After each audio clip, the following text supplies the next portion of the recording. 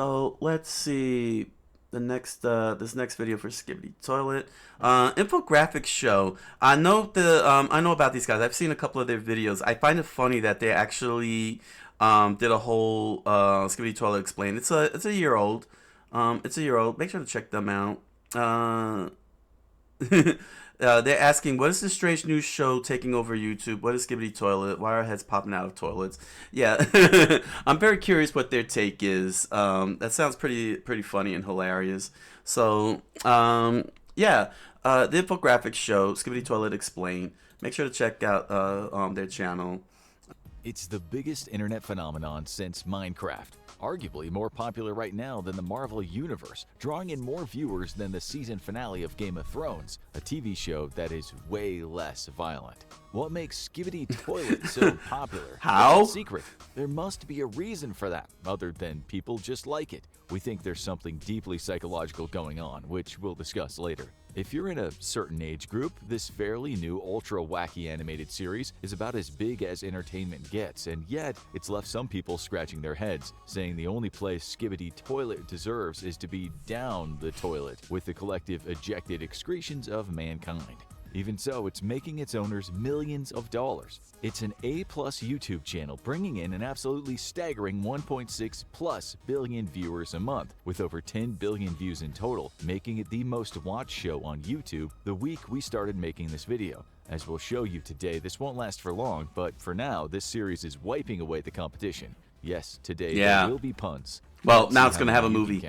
Its young owner, 25-year-old Alexei Gerasimov from the Eastern European country of Georgia, hasn't done a day of university, and yet he's now absolutely flush with money. Cash is tinkling down on him from the Google HQ, and then he's skibidi dancing all the way to the bank under torrential golden showers. He's doing this in a country where the National Statistics Office says the average monthly wage is $687.57, and without a college degree, you could find yourself cleaning public urinals for $200 a month. He's cracked it, smashed it, and pebble dashed the internet with his seemingly unstoppable product. So whatever you think about Skibidi Toilet, it's a resounding success. But the question we want to answer is it just dumb fun, or are there hidden depths to this toilet humor? Yeah, it is a very fascinating question, actually. It's something that that I'm very curious about myself. Because this is the first one. Gerasimov has not conjured up a story or anything. He just posted this one little thing up, the head popping out, going and then zooming in, and somehow it became big. And Infographics really does is asking the right question here. What was so attractive about it? It's a question that I'm very curious about. Especially when it comes to, like, you know, building products and IPs and such. It's like, what's the draw? Like, what was it about that 30-second video, that very, very short video that everyone said was awesome? You know, before Gerasimov even started, you know, retconning that first video, those first few videos into the main story. What was it about those first videos in that very first post, in that first 24 hours of its post, that got everybody to say, this is awesome? It's a very, very fascinating question to ask and have solved. It's like, what was it? What was it that made everyone say, this is awesome? Because there was no story to it or anything. It was just a camera zooming through into a room, goes up to a toilet. This head pops up and just goes and zooms in, and that's it. And somehow millions of views, and it's just very fascinating. In terms of how people, you know, got drawn into it. I would have to liken it to, I don't know, like, it's a phenomenon. Type of thing. That's the best way I could put it. It's a phenomenon type of thing. How you say? It's like the blowing into the NES cartridges. Back in the 80s, we didn't have an internet like the way we have it now. You know what I'm saying? The internet was like more very restricted to like people who got money or something, but or something like that. I forgot how internet culture was in the 80s. I was a kid in the 80s. What I do know is that as a kid in the 80s, my cousin told me that if the NES didn't work, take out the cartridge, blow into it, put it back in, it works. And it does. But for some weird reason, it was all across North America. All across North America knew it. We didn't have an internet. We didn't have any way to communicate. We only had magazines. How it spread, I don't know, but it was a phenomenon. It became a video game culture phenomenon, and that's what makes this very fascinating because it's the same thing. It's just a head popping up, and somehow everyone connected with it and connected with each other with it. It's such a fascinating and amazing thing to occur, and yeah, what was it about it that y'all liked? Is Skibidi Toilet maybe the modern-day Greek epic? Far more intelligent than you give it credit for. As for Greek the Skibidi epic. Toilets themselves, where did they come from in their universe, and how's the story going to end? Some of you folks who have been living under a stone might now be thinking, what the hell is the Infographics Show talking about? What's Skibidi? Yeah, see, that's me, living under a rock. First, a rundown of the series from start to the latest episode. The whole series has a dystopian element to it. From out of nowhere, strange heads pop up out of urinals, quite frightening-looking heads that can consume humans. Before we know it, these toilets grow stronger. They march down the streets, small ones at the side of boss-level toilets. We see them in a restaurant, but now we also see humans sitting on toilets next to dinner tables. We talk later about this transition scene, but for now, you just need to know all the humans get consumed. It seems these toilets spawn with ease. Tiny toilets move around larger ones. They fly through the air in the streets, blasting out small toilets from their mouths. They soon seemingly take Hearing it from infograms, that's funny. With cameras on their heads to appear out of nowhere. These are cyborgs. They soon learn that to kill the Skibidi toilet, all they have to do is flush them. Soon we see camera heads fighting off Skibidi toilet policemen, which must mean that the camera heads are a renegade rebel army here to fight the Earth's new master race. We also see this master race has its own religion and church. A full-on war takes place, and this war pretty much is the entire show, with videos just lasting over a minute.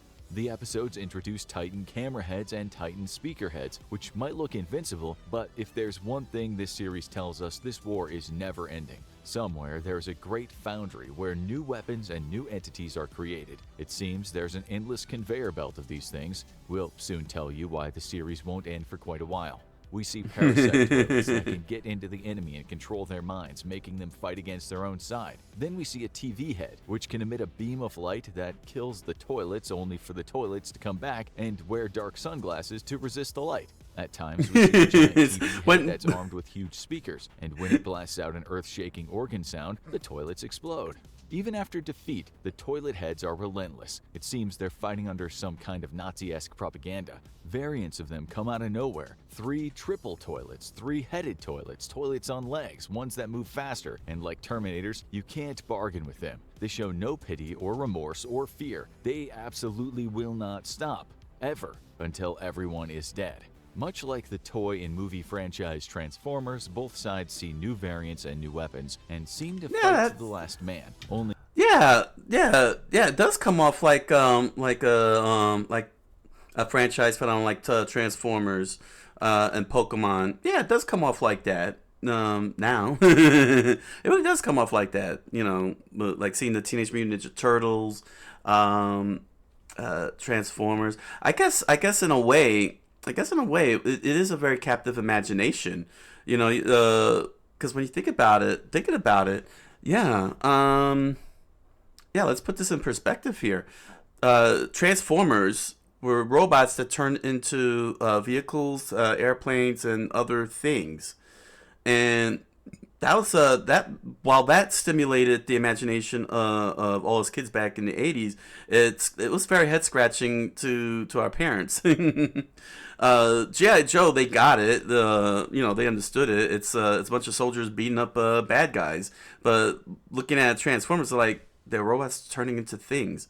Then the Ninja Turtles happen. They're like, it's 4 turtles with ninja weapons. Yeah. I could definitely see how it captured a child's imagination. Definitely would work when well executed, and Grasimov executed very well.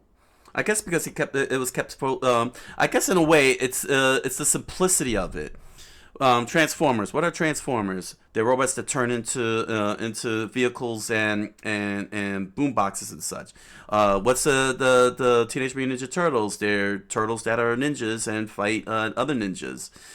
What is the Skibidi toilet? It is a head in the toilet. It's very simple. Yeah, it makes sense. It makes sense.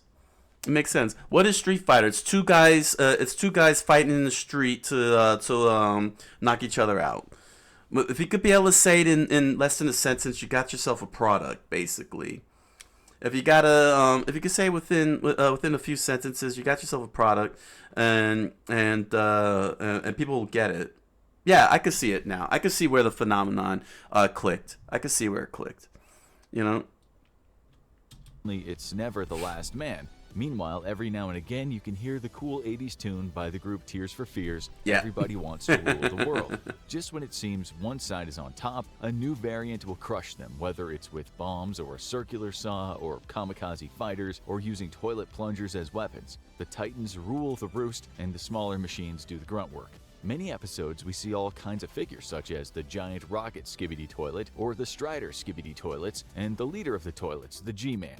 He might come up against the Parasite Disabler laser tank armed with a Parasite Disabler gun and manned by a large scientist cameraman. The last episode we watched featured a battle. It's just funny hearing how they're explaining it. A huge gun strapped to it, fighting a Titan speaker head and a Titan camera head. The latter two are victorious, and as the episode ends, they shake hands to uplifting music as normal speaker-sized heads and camera heads walk through the streets. It feels like the end of a movie, but of course it isn't. This is a battle that can't be won, or won't be won, for the simple reason that the creator Gerasimov is, according to Social Blade, a website that tallies up YouTube views, making anywhere from $374,000 to $6 million a month. Remember, if he were in Georgia making the average wage, he wouldn't be breaking $700 a month. If he really does earn $6 million a month, based on a 40-hour, 5-day week, he'd be earning $37,500 an hour.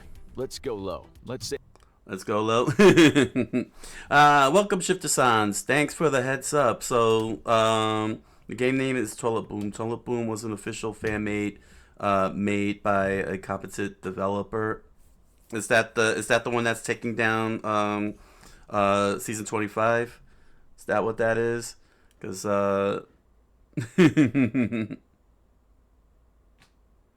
Toilet Boom. Take a look at that in a second. There we go. Toilet Boom. Doesn't sound like a good game. It sounds like a weird game. Game name is Toilet Boom.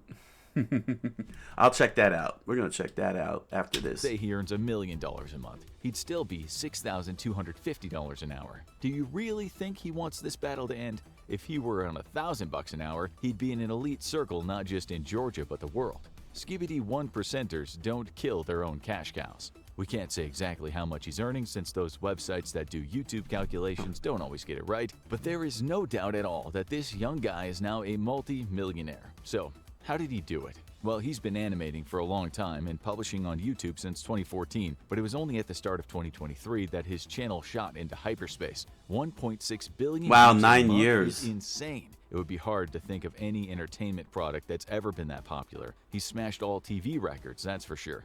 Gerasimov took the songs in his videos from a viral TikTok meme in 2022 posted by the user at YasinSengiz38, who danced and jiggled his rather large belly to the song Skibidi Bop, Yes Yes Yes. Gerasimov took the toilet head twisted expressions from Paris Brand's own Skibidi Dop Dop Yes Yes video. Gerasimov said in an interview, "I did a parody of her take on the Skibidi Dop Dop Yes Yes meme." Skibidi toilet video was a random thing, just based from an unexpected head popping out of the toilet. The assets in his animation are taken from Half-Life 2, Gary's Mod, and Counter-Strike. What we want to know is, what does it all mean?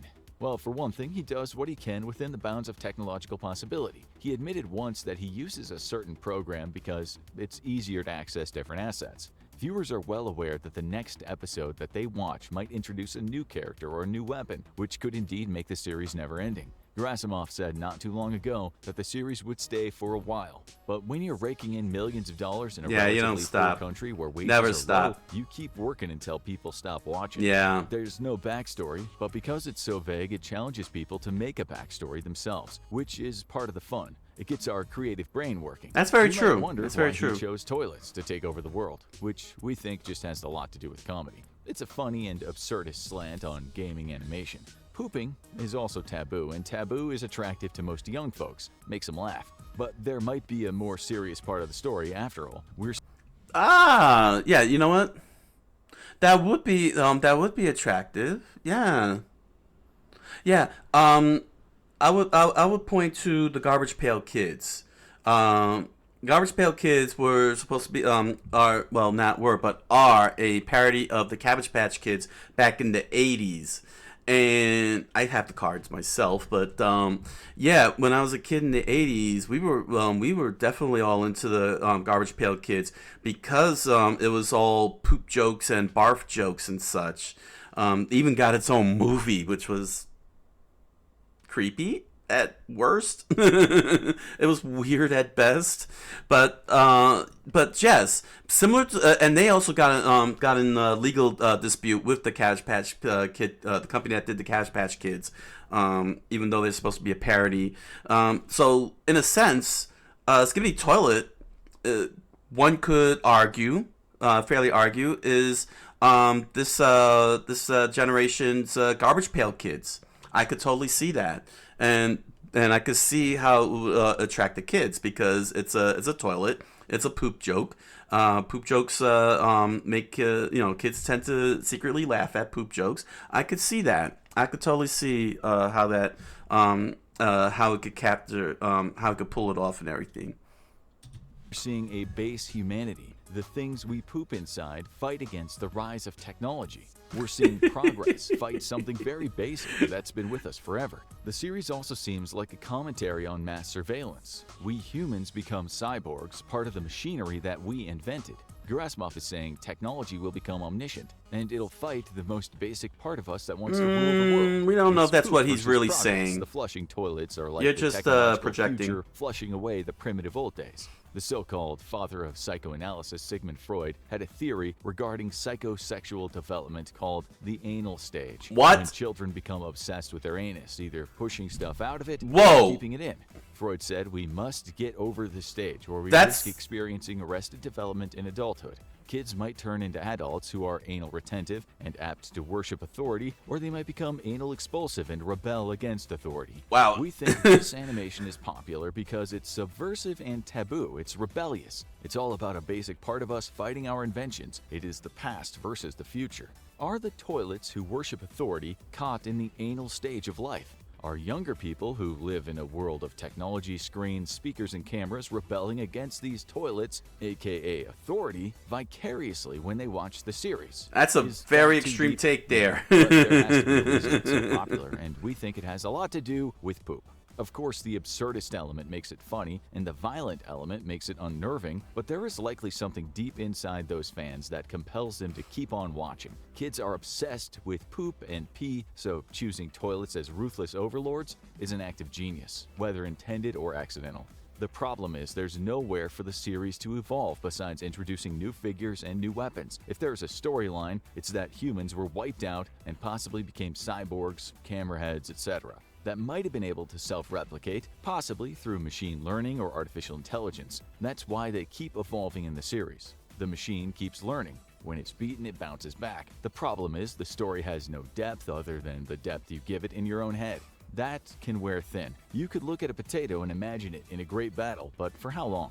It won't be until Skibidi Toilet is flushed into the Mr. trash Potato can of Head, history and in like to have a year, word kids with at you. School will be saying, "Oh my God, you're not still watching that, are you?" We think the finale will just be the introduction of some new character that levels everything in sight, and then that'll be the end.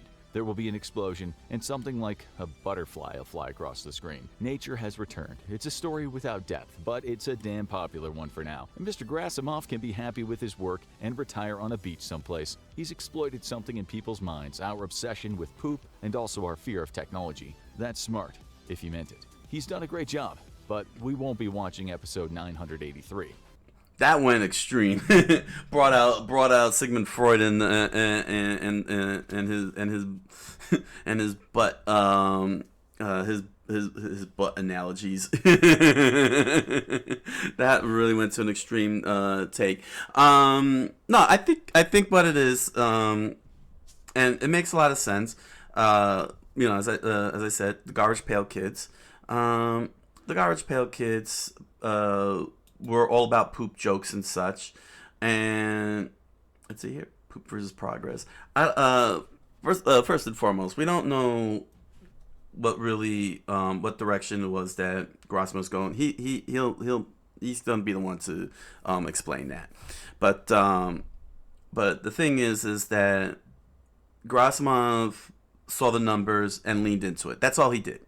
He saw what was working, and he leaned into it and cashed in. And he cashed out. He cashed his lottery ticket. That's basically all he did.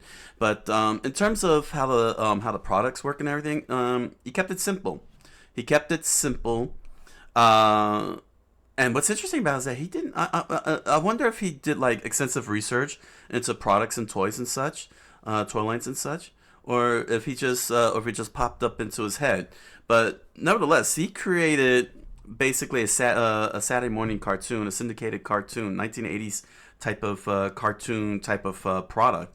He just took a human head, put it in the toilet, then he took the body and stuck a camera on it, basically. And he created more and more of these characters, and he just basically went full sandbox, keeping it. It's very interesting that even though there is a storyline behind it, and he's been cultivating that,